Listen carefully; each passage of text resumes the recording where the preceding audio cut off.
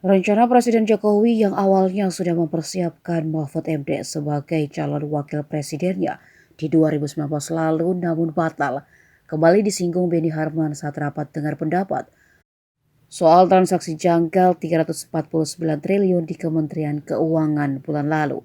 Hal ini kemudian memunculkan kembali pertanyaan alasan batalnya Menteri Koordinator Politik Hukum dan Keamanan itu dipilih Jokowi. Saat itu jelang pengumuman cawapres pendamping Jokowi, Mahfud MD sudah dihubungi dan menyiapkan diri di salah satu hotel tempat acara. Namun saat diumumkan koalisi partai politik pengusung yakni PDI Perjuangan, Golkar, P3, Partai Hanura, Nasdem, PKB, PSI, Perindo, Partai Keadilan dan PKPI, juga PBB menunjuk Kiai Haji Ma'ruf Amin sebagai pendamping Capres Jokowi. Kini setelah 4 tahun menjadi teka-teki, akhirnya terungkap juga alasan Jokowi menggantinya dengan Ma'ruf Amin wakil presiden saat ini. Di salah satu podcast, mantan Ketua Mahkamah Konstitusi ini mengungkapkan alasan Jokowi mendadak membatalkan pencalonan dirinya.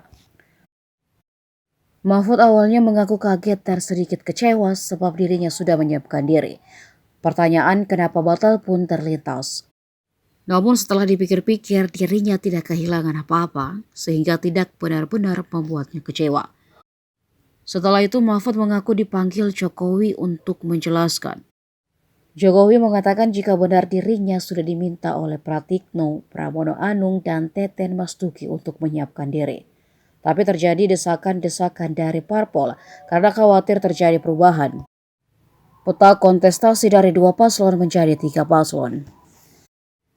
Bagi Mahfud alasan pembatalan itu tidak penting, namun baginya Jokowi membenarkan bahwa telah menunjuk beberapa orang untuk menyiapkan Mahfud MD.